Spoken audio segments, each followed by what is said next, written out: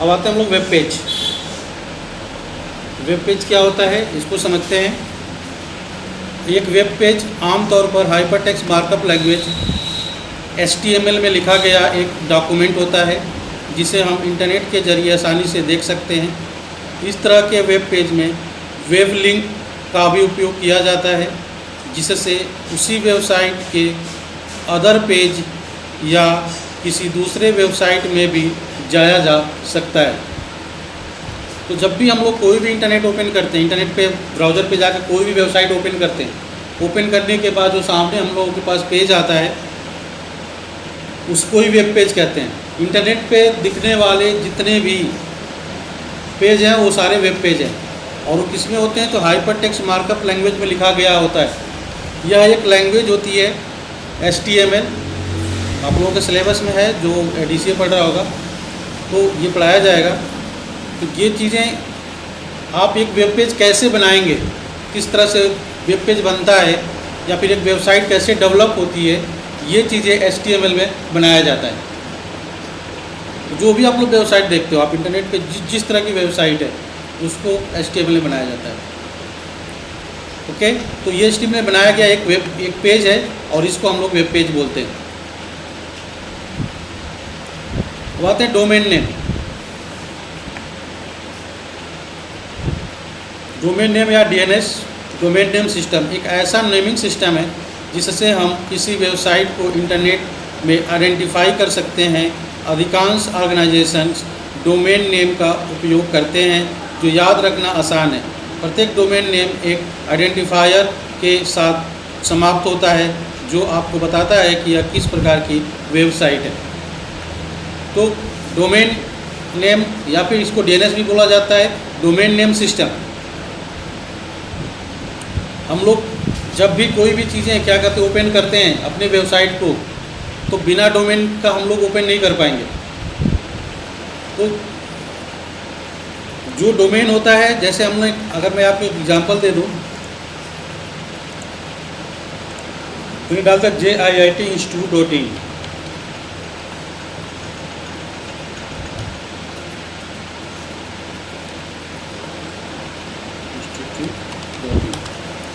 तो जो मैंने अभी JIITinstitute.in जो मैंने यहाँ पे प्रेस किया है,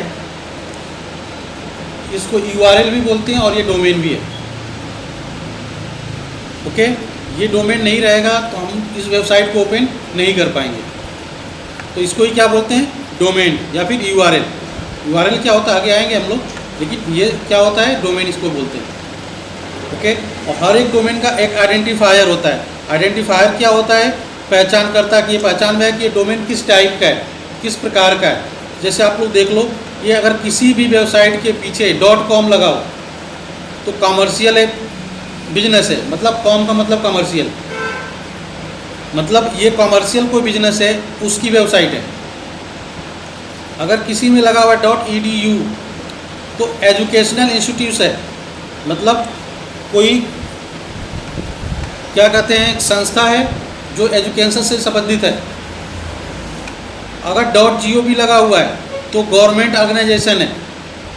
जैसे आप कोई भी गवर्नमेंट ऑर्गेनाइजेशन पे अगर आप लोग वेबसाइट पे जाओगे .gov.in जरूर लगा होगा उस पर। ओके, .net क्या होता है, .net किया है तो इससे पता चलता है कि इंटरनेट सर्विस प्रोवाइडर है। मतलब इंटरनेट सर्विस प्रोवाइडर क्या होता है, जो इंटरनेट की सर्विस देता है। .mil मिलिट्री साइट, मिलिट्री की साइट जो होती है वो .mil होती है। ऐसे हर एक साइट का जो टाइप होता है उसके इससे हम लोग पता कर सकते हैं कि कौन किस तरह की क्या कहते हैं वेबसाइट के लिए बनाया गया है। अब नेक्स्ट आते हैं इंट्रोडक्शन टू IP एड्रेस।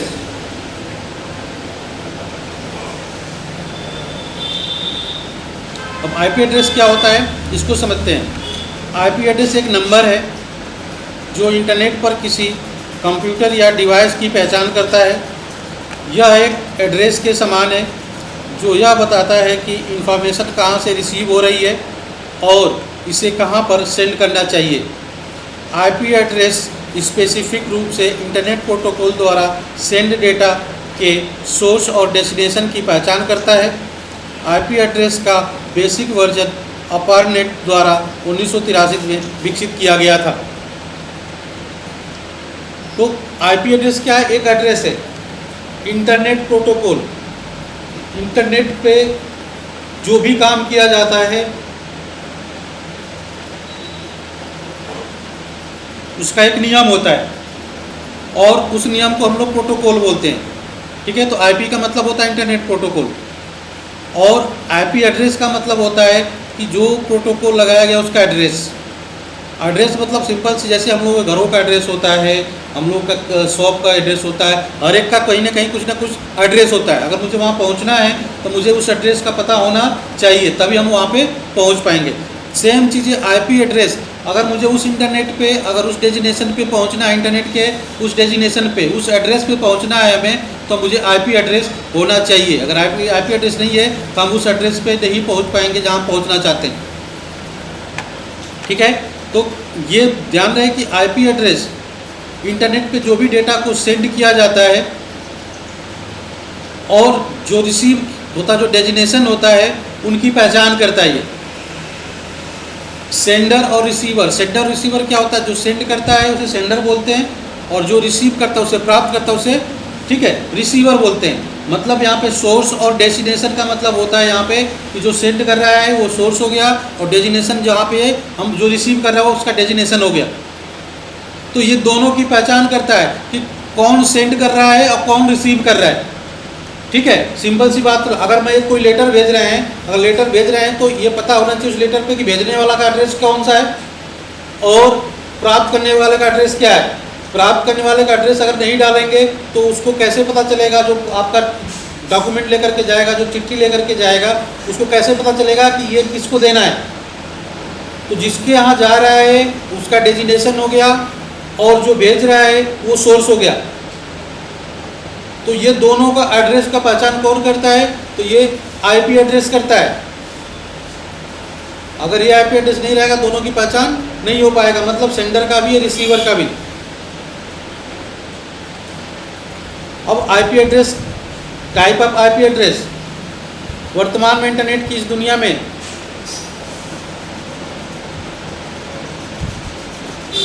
दो आईपी एड्रेस का इस्तेमाल किया जाता है, IPv4 और IPv6। ये IPv4 है और IPv यहाँ पर भी, मतलब ये देखो जैसे IPv4, इसका पूरा नाम ये है IPv4, इंटरनेट प्रोटोकॉल वर्जन 4। तो IPv4 सबसे व्यापक रूप से यूज किए जाने वाला इंटरनेट प्रोटोकॉल है। IPv4 एड्रेस को एक स्ट्रिंग के रूप में लिखा जाता है जिसमें 4 भाग होते हैं, जिसकी रेंज 0 से 55 तक होती है, जिसमें प्रत्येक संख्या को दशमलव से अलग किया जाता है।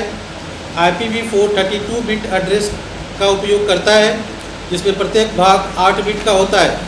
IPv4 में लगभग 4.3 बिलियन IP एड्रेस है। इन एड्रेस में से कुछ एड्रेस प्राइवेट नेटवर्क और मल्टीकास्टिंग एड्रेस की कैटेगरी के अंडर यूनिक यूजर के लिए रिजर्व रखे गए हैं। यह एक जनरल IPv4 एड्रेस है। तो ध्यान दो, ये जो दिख रहा है आपको, ये इसका एक वर्जन है किसका? आईपी एड्रेस का। तो सबसे पहले कह रहा है कि इंटरनेट को IPv4 के एक स्ट्रिंग के रूप में लिखा गया, जिसे 4 भागों में बांटा गया। 4 भागों को ध्यान से दो, ये हमारा एक भाग हो गया, ये 172 है, और फिर ये दशमलव लगा करके या डॉट लगा करके ये दूसरा भाग हो गया, ये तीसरा भाग हो गया और ये चौथा भाग हो गया।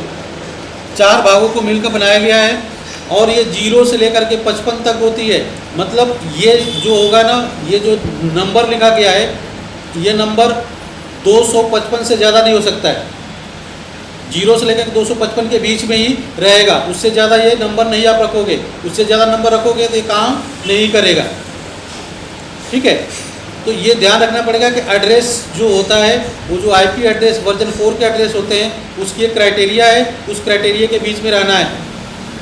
और उसकी क्राइटेरिया क्या? 0 से लेकर के 255 तक प्रत्येक संख्या की, ठीक है, दशमलव से अलग किया जाता है। देखो, हर एक संख्या दशमलव से अलग किया जा रहा है। और ये ध्यान रहे कि हर एक संख्या 255 से ज़्यादा नहीं होना चाहिए, 0 से लेकर 255 तक ही होना चाहिए। और ये IPv4 32 बिट एड्रेस का उपयोग करता है। अब 32 बिट एड्रेस क्या होता है? 32 बिट ठीक है। ये बिट क्या है, ये मेमोरी में नापने की सबसे छोटी इकाई है। जब हम मेमोरी को नापते हैं तो उसकी सबसे छोटी जो यूनिट होती है वो बिट होती है। जैसे हम लोग मीटर, लीटर, ये नापने का यूनिट है एक, ओके। वैसे ही यहाँ पे मेमोरी को नापने का यूनिट जो है हमारा ये बिट है, बाइट है, MB है, KB है, ठीक है, मेगाबाइट, किलोबाइट, ये सब हम लोग उसको नापते हैं, किसको, मेमोरी को। तो ये कह रहा है कि ये 32 बिट की क्या कहते हैं, जगह लेता है मेमोरी में। ये जगह कितना घेरता है, तो 32 बिट घेरता है, ओके।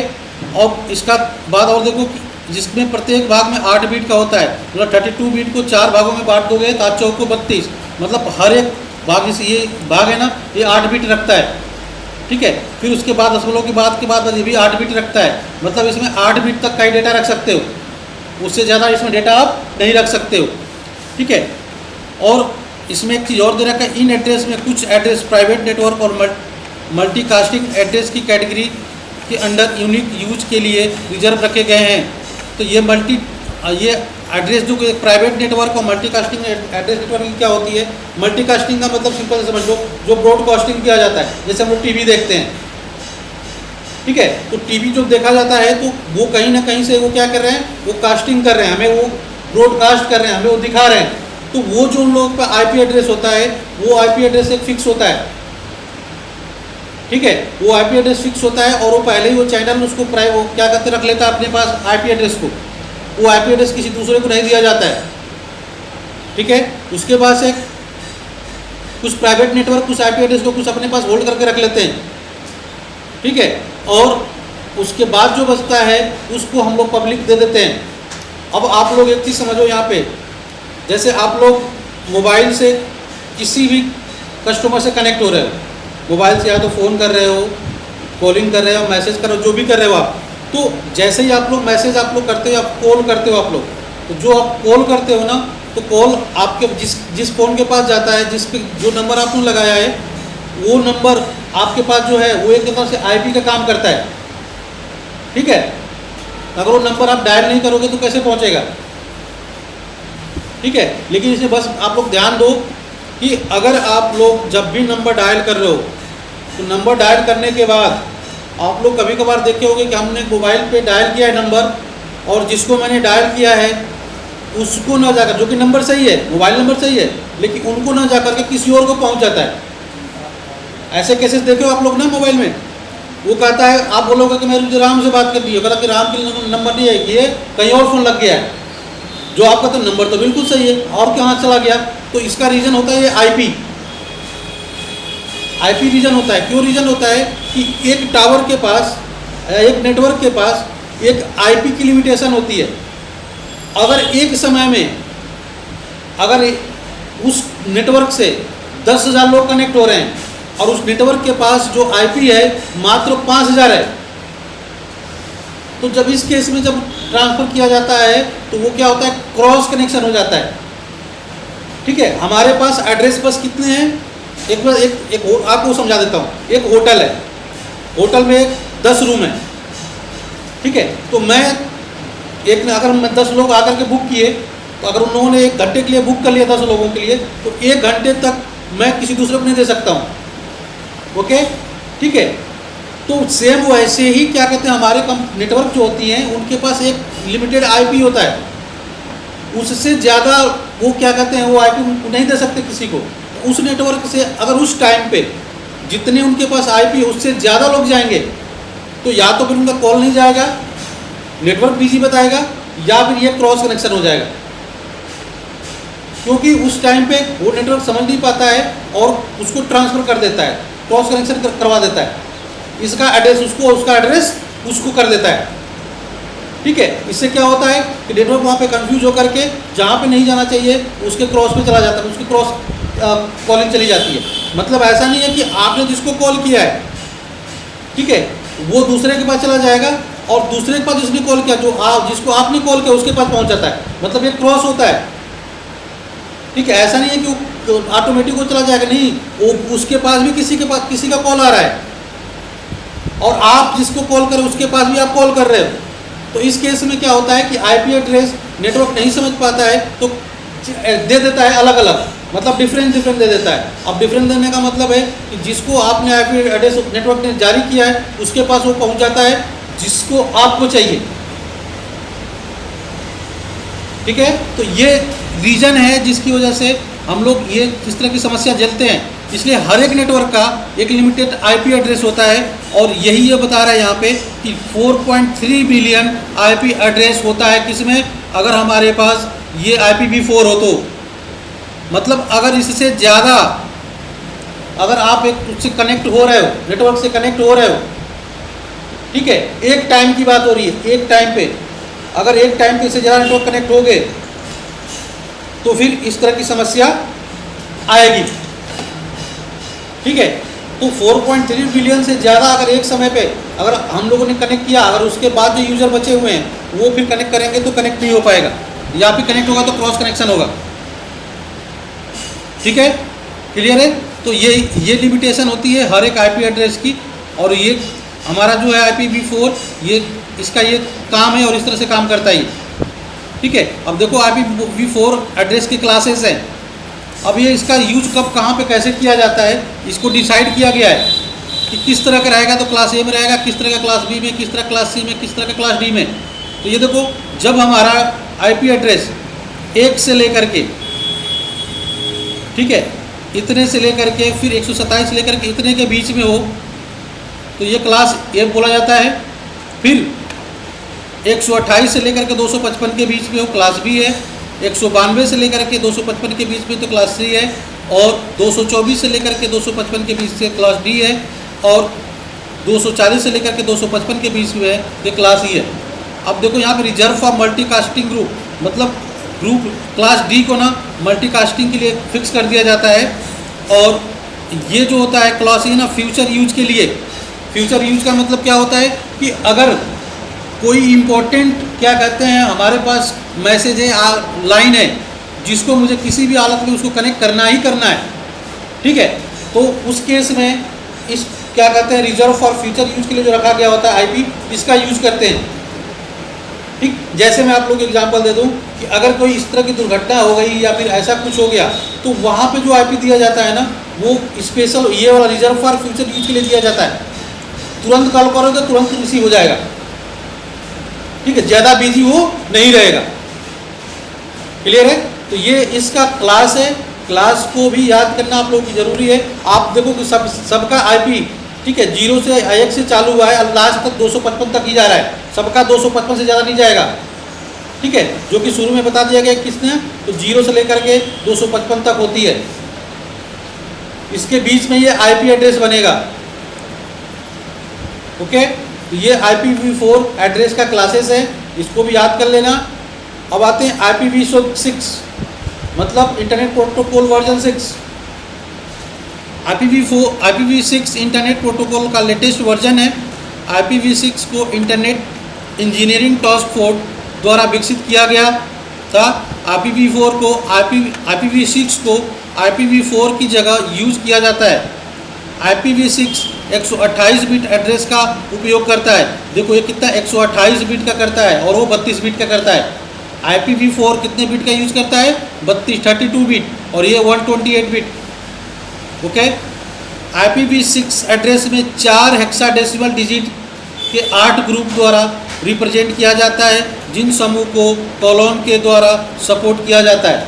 जैसे हम लोग IPv4 में डॉट के द्वारा, मतलब दशमलव के द्वारा हम लोग अलग अलग कर रहे थे, इसमें क्या है कॉलोन के द्वारा अलग अलग किया जा रहा है। ठीक है, लेकिन ये हर एक में 4 हेक्साडेसिमल डिजिट का यूज किया जाता है और 8 ग्रुप में बांटा गया है, जो कि उसको 4 ग्रुप में बांटा गया था।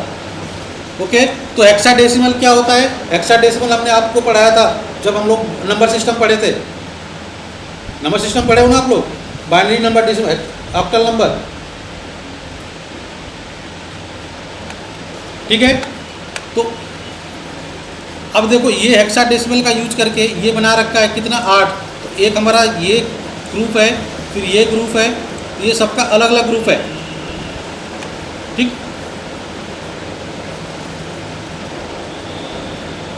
ठीक है, तो IPv6 और IPv4 बस इतना अंतर है कि IPv6 में 128 बिट की क्या कहता है एड्रेस होता है, और इसमें जो होता है हमारा टोटल 8 ग्रुप होते हैं और ये 4 हेक्साडेसिमल को सपोर्ट करता है।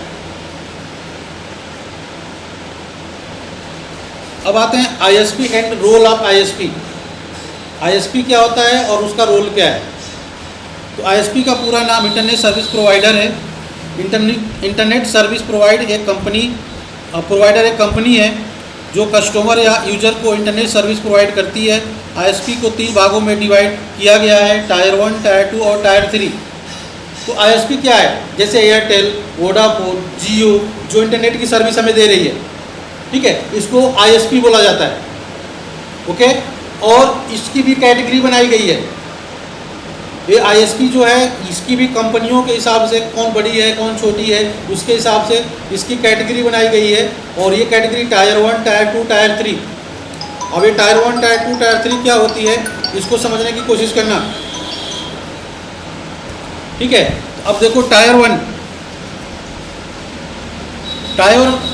High level internet service provider है, क्योंकि ज़्यादातर नेटवर्क लाइंस टायर 1 द्वारा ही स्थापित की जाती है। ये न सिर्फ क्षेत्रीय लेवल पर नेटवर्क लाइंस स्थापित करती है बल्कि दूसरे देश में इंटरनेट कनेक्शन प्रोवाइड करने के लिए समुद्र के नीचे इंटरनेट केबल बिछाती है। Tyre 1 ISP world wide web के सभी कॉर्नर को जोड़ते हैं। टायर 1 इंटरनेट सर्विस प्रोवाइडर सीधे लोगों को इंटरनेट कनेक्शन प्रोवाइड नहीं करती है बल्कि उसे 2 टायर को बेचती है। ओके, तो ये क्या है, टायर 1 एक बड़ी कंपनियां है जो एक देश से दूसरे देश को इंटरनेट की सर्विस देती है, मतलब कनेक्ट करती है। और किससे, तो ये देखो इंटरनेट समुद्र के नीचे केबल बिछाते हैं। अगर हम एक देश से दूसरे देश में कनेक्ट हो रहे हैं इंटरनेट के माध्यम से, चाहे हम लोग फ़ोन के माध्यम से कनेक्ट हो रहे हैं अगर, तो वो ऐसा नहीं है कि हमने क्या कहते हैं वो हवा पे जा रहा है, ठीक है। वो किसके माध्यम से जा रहा है, तो केबल बिछाएगा। अगर मुझे यहाँ से अमेरिका कॉल करना पड़ रहा है, अमेरिका हम लोग बातें कर रहे हैं जिससे कनेक्ट हो रहे हैं, तो वहाँ पे ऐसा नहीं है कि वो हम सैटेलाइट से पहुँच रहे हैं, ठीक है। किसके द्वारा, केबल के द्वारा कनेक्ट किया गया है और उस समुद्र में केबल को बिछाया गया है, ठीक है। तो जो समुद्र में केबल को बिछाती है, जो कंपनियां बिछाती हैं और बिछा करके एक देश को दूसरे देश को नेटवर्क से कनेक्ट करती हैं और इंटरनेट की सर्विस जो देती है उसको बोलते हैं टायर 1, ठीक है।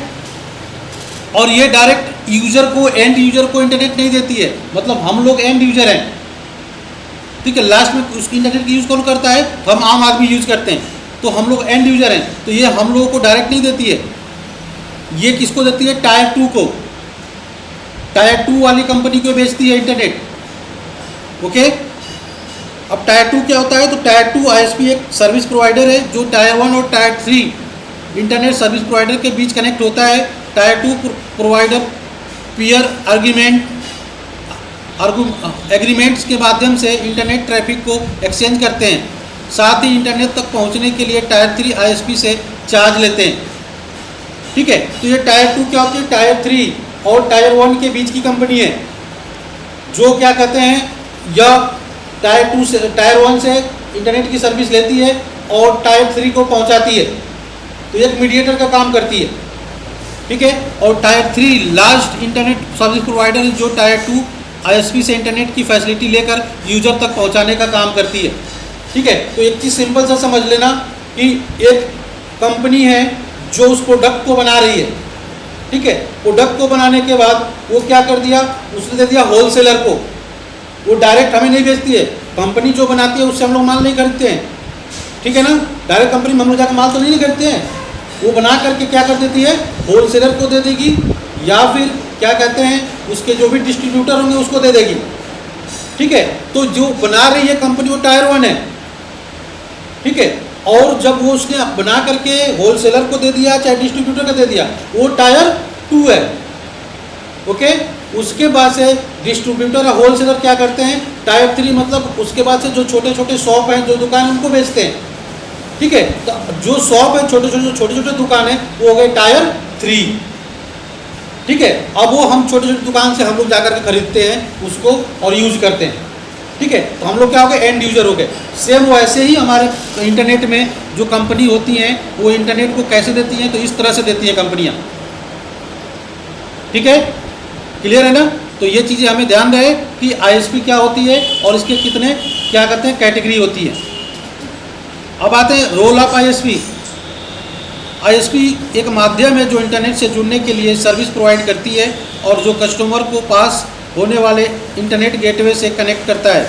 आईएसपी अपने कस्टमर को इंटरनेट से कनेक्ट करने के लिए एक मॉडेम प्रोवाइड करता है। आईएसपी www के यूजर्स के लिए इंफॉर्मेशन सर्विस को जोड़ता है या यूजर को इलेक्ट्रॉनिक मेल की सर्विस को यूज करने की परमिशन देता है। आईएसपी अपने कस्टमर के लिए एंटीवायरस सिस्टम एप्लीकेशन अब अप्लीकेबल करके वायरस के प्रकार से सिक्योरिटी प्रोवाइड करता है। आईएसपी कस्टमर के लिए web hosting, email service, domain name का मैनेजमेंट भी करती है। तो ये चीज़ें हैं जो आईएसपी हम लोग जिस तरह की सर्विसेज दे रही है, मतलब एक हमारे मोबाइल में जिस तरह की इंटरनेट, चाहे वोडाफोन हो गया, चाहे जियो हो गया, चाहे हमारा एयरटेल हो गया, जिस तरह की सर्विस हमारे मोबाइल में, हमारे लैपटॉप में दे रही है, वो सारा का सारा आईएसपी का रोल है। ठीक है, तो आईएसपी क्या है? सिंपल सा कि हमें जिससे बात करनी है या फिर जिसको डेटा सेंड करनी है, उनके बीच का ये कड़ी है जो हमें वहाँ तक पहुँचाने का और वहाँ से हमें कनेक्ट करने का एक माध्यम है। ठीक है, तो आईएसपी का काम बेसिकली यही है। ओके, हमारे डेटा को पहुँचाना, हमारे डेटा को वहाँ तक ले जाना और वहाँ से हमें पहुँचाना, ये काम एक आईएसपी का होता है। जैसे हम लोग क्या कहते हैं, अगर कोई सामान भेजना हो, कहीं कुछ सामान भेजना हो, तो हम लोग बहुत सारे माध्यम हैं, हम लोग रेल से भी भेजते हैं, बस से भी भेजते हैं, क्या कहते हैं, और भी बहुत सारे माध्यम हैं जिसके द्वारा भेजते हैं ना, या फिर मंगाना होता है तो उसके द्वारा हम लोग मंगा लेते हैं।